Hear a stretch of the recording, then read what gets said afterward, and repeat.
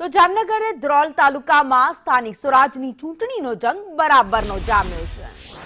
ઉમેદવારી ફોર્મ ભરવાના અંતિમ દિવસે ધ્રોલ તાલુકા પંચાયતની વિવિધ બેઠકો માટે કુલ 67 ઉમેદવારી પત્રો ભરાયા હતા।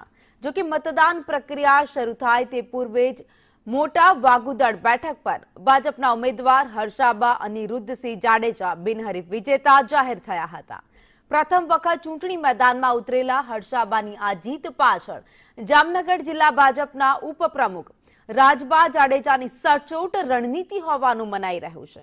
એક તરફ 67 ઉમેદવારો વચ્ચે ખરાખરીનો જંગ ખેલાશે, ત્યારે બીજી તરફ ભાજપે પહેલીવાર બેઠક જીતીને મનોવૈજ્ઞાનિક રસાકસી છે તે મેળવી લીધી છે।